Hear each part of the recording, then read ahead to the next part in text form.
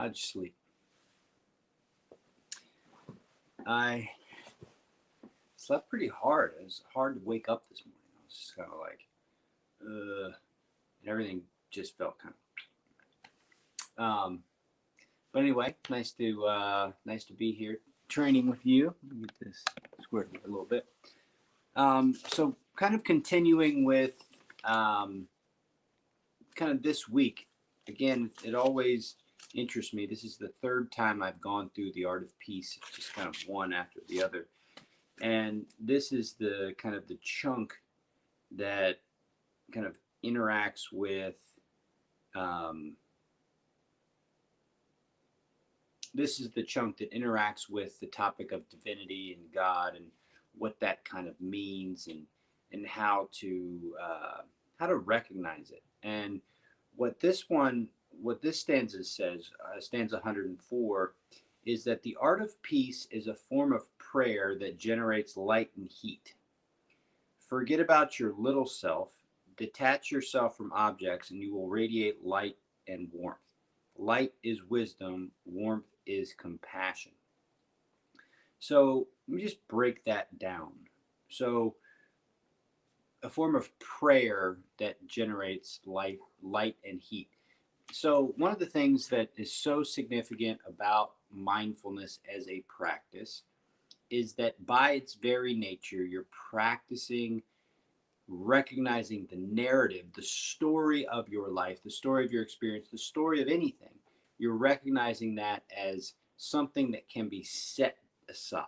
It's acknowledged, but it's set aside. It's not the value. The value isn't the narrative. The narrative is just the narrative. The value is being fully present. And so to just be present doesn't mean you're dead. It just means that there isn't a narrative. So if there's not a narrative, right? If there's not a narrative running through your head, then what's there? As I'm telling you this, I get this image of Thich Nhat Hanh. Thich Nhat Hanh is a Buddhist monk who has really made in the kind of the Buddhist community and the community at large, mindfulness is the central part of his practice. Okay, and one of the things that he does, or he used to do, when he would speak, was he would mindfully walk up to the lectern and mindfully kind of get ready before he would say anything. And mindful walking is really slow, focused kind of walking. And so he would just kind of glide up there. And what he was doing was he was really focusing on each step. He was present for each breath. He wasn't thinking, what am I going to say when I get up to the lectern? How should I explain this? He was just present. And part of what made him, and part of what will forever make him such a valuable teacher, was that the way he communicated wasn't so much through the language that he used as through his presence. So when it says the art of peace is a form of prayer that generates light and heat, another way to think about it is it's a way of being that generates a kind of a way of your body language and your energy. It's what is being given off by you without what people are hearing. It's what people are seeing and feeling from you through your body language and through your presence. So that's sentence one. Forget about your little self and detach yourself from objects. So the little self is the narrative. Okay, the little self is the story that is trying to do it right. The little self is the story that's, here's where I came from, here's where I need to be, here's what needs to happen. And the same thing goes for objects. So this notion that you can be the kind of the fulfilling kind of happy person that you want by acquiring things, et cetera, et cetera. Again, that's very much narrative stuff. It's very much narrative stuff and base body stuff. Like the body does feel excited when it gets something new. The narrative does feel empowered when a lot of people are paying attention. Um, but these are aspects of ourselves that are layers, and they're layers, not bad layers.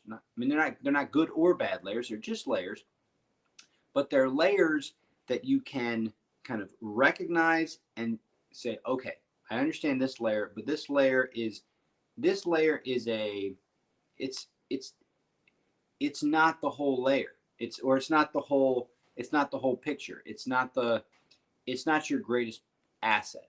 It's just a layer. So you set that layer down. Shiny, flashy things, got it, love them, awesome. Set that layer down. So you set down these layers, right? It's all tied into the practice that we do. First bell is setting down the layer of the story about where you are and what's going on. It comes into the present moment. The next layer you set down is the layer of the body itself. Like the body is part of why objects, part of why the little self is so animated, because the body's involved. The body is always involved. Set that layer down. You get to the third layer. Third layer is interacting, right? Third layer is breath. So you will radiate light and warmth. So I'll read the last part. Radiate light and warmth. Light is wisdom. Wisdom. Warmth is compassion. So what happens when you're fully present is that you interact with what you always are, but what's typically underneath the layers that you're living on. So there is an aspect to all of us. In the Buddhist tradition, it's Buddha nature. In the Christian tradition, it's the life and image of Jesus. In the Islamic tradition, it's the Prophet Muhammad and embodying his spirit. So these through lines throughout all these great traditions include this essence, include this part of us that's always there. And what we're typically unaware of is that fact, and what we're typically engaged with is the narrative or the body sensations. And so what happens when you shift from those narratives, so you shift from those layers into this kind of divine spirit, okay, the divine experience, you're in a sense kind of tapping into what's always there. And if you practice doing it, if you practice tapping into what's always there, as opposed to just following the narrative or just following kind of the feel of your body, you get to practice it. And one of the most interesting things about practicing wisdom and cultivating it as a form of presence is that it's not so much what you think about, or not so much what you create in your head, as much as it is a kind of wholehearted participation. And through that wholehearted participation comes wisdom that kind of seems to come out of nowhere.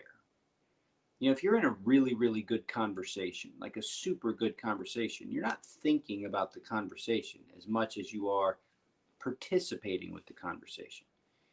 It's a relationship that develops.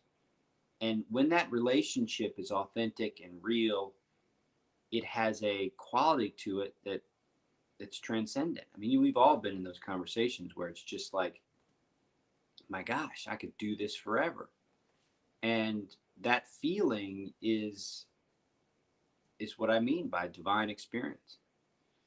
So we'll leave it at that. I know yesterday I rambled on for forever, and I've been kicking myself for doing that. So I mean, that's another example of of what happens when we participate with the little self, right? And it doesn't mean, I should just never you should just never pay attention. It just means that there's there are these narratives, there are these stories that are running through our minds, and we can set them down.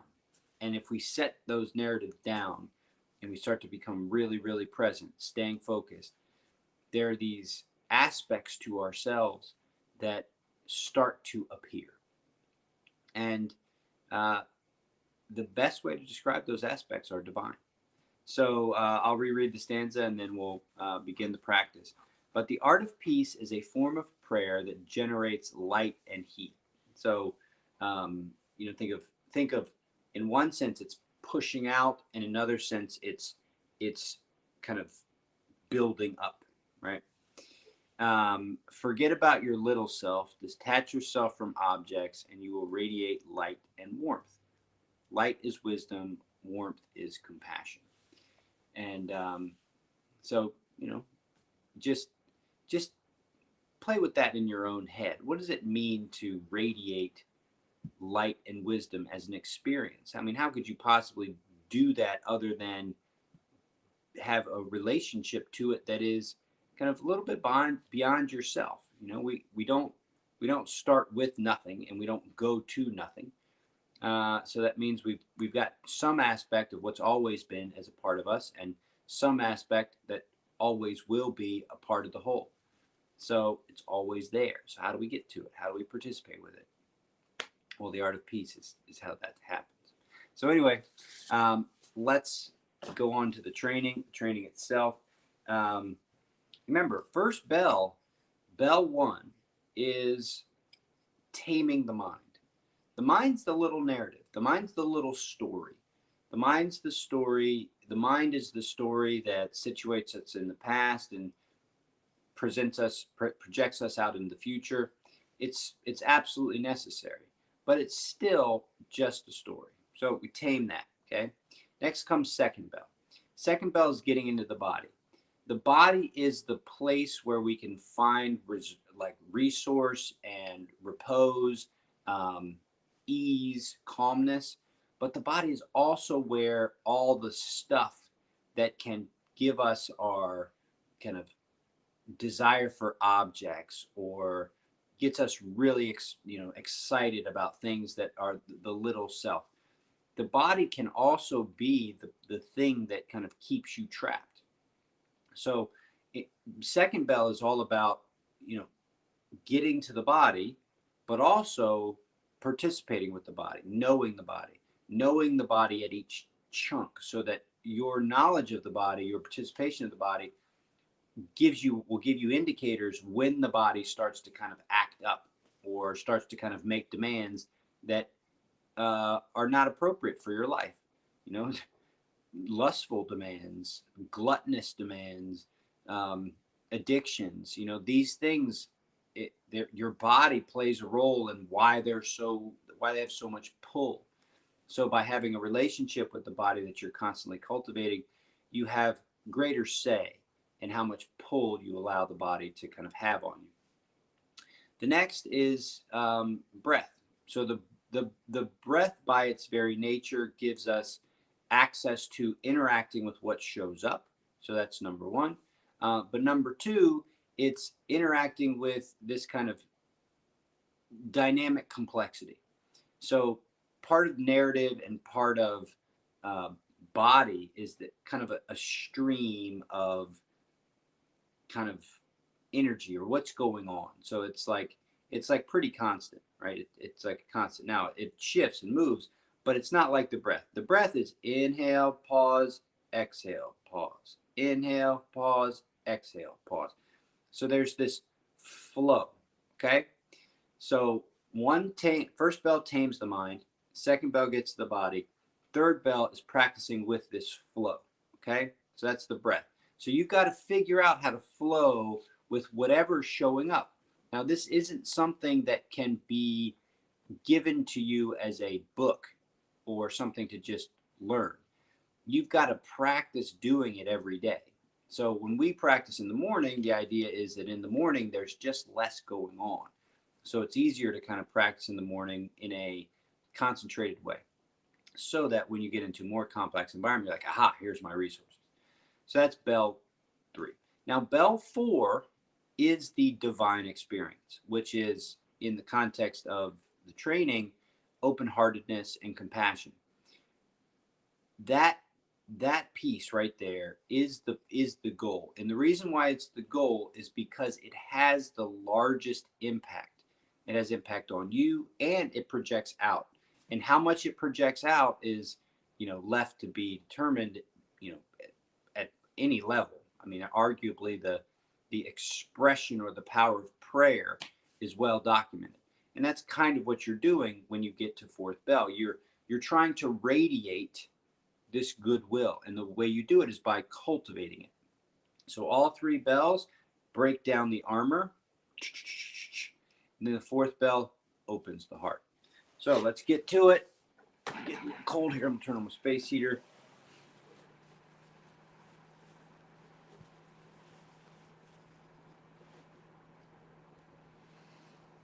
So just start by slowing down and settling in.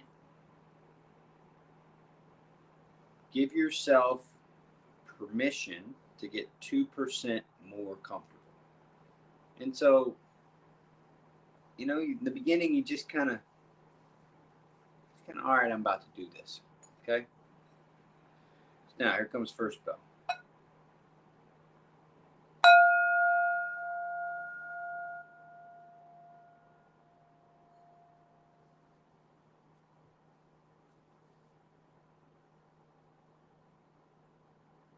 Light and shadow.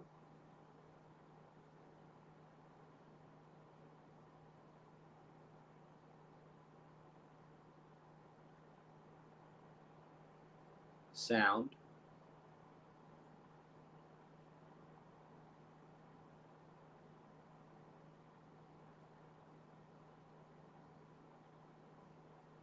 Smell.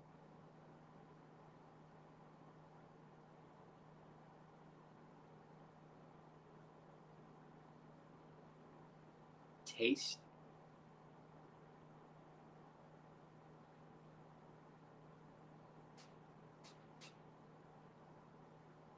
Touch.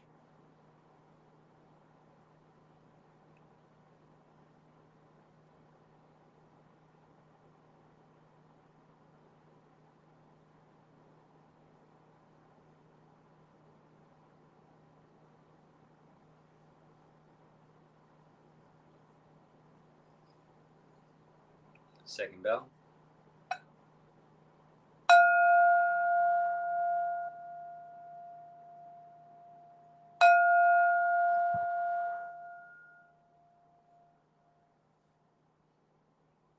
Ground. What's beneath you?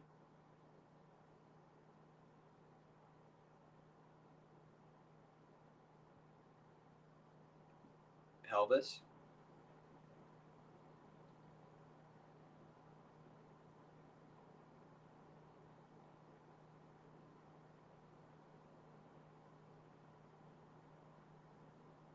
Core.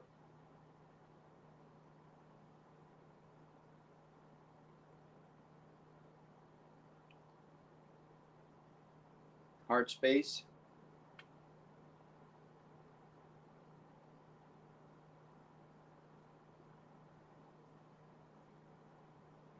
Throat.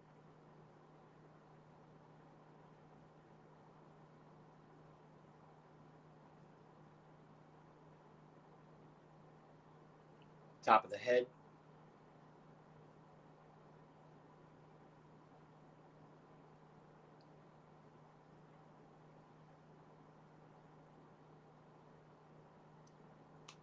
Soften the face. Create that little smile.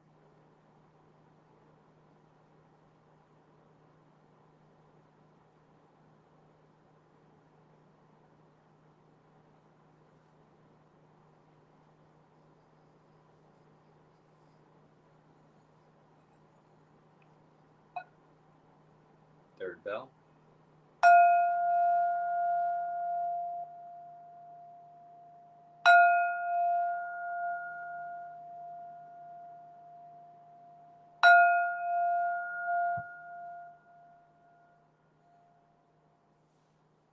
Baseline breath.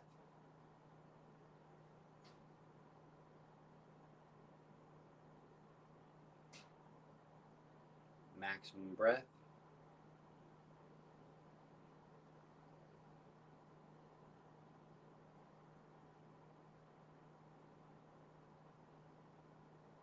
Let's do 10 by 10.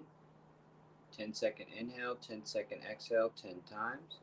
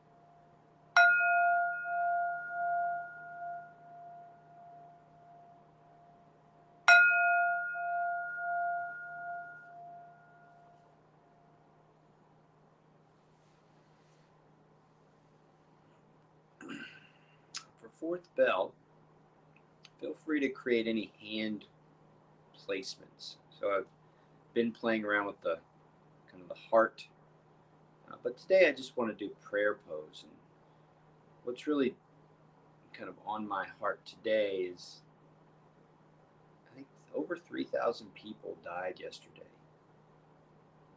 during the pandemic, from the pandemic. And I just can't imagine how difficult that must be for all the family members. And I want to share anything I can.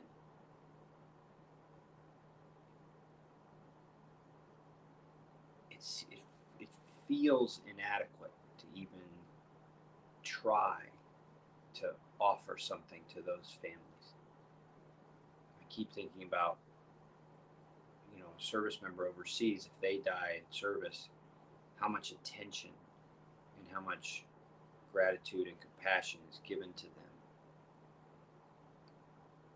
And yesterday we had essentially a 9/11, and it's just, a number, part of the pandemic. So in my mind, I'm thinking about that, and in my heart, I'm imagining my goodwill and my love. I imagine my heart pushing it out. In my head, I'm envisioning invisible strings shooting out of my heart to all the corners of the country. I'm imagining hospital rooms and waiting rooms and homes. And I'm imagining people with their heads down, people with their backs and shoulders sagging. And I'm just imagining the little string just tapping into their heart. And I'm just imagining pushing heat and light their way.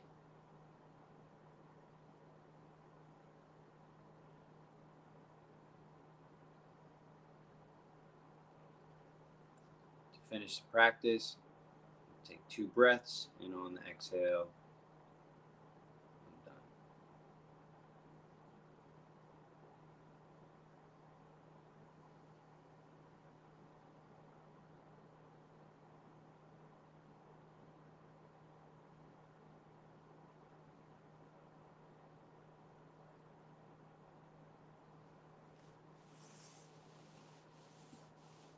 All right, armor down. As always, thank you for being part of the morning mindfulness practice. If you have any questions, please feel free to ask in any of the numerous forms of social media. And I hope you have a great weekend, and I will see you on Monday.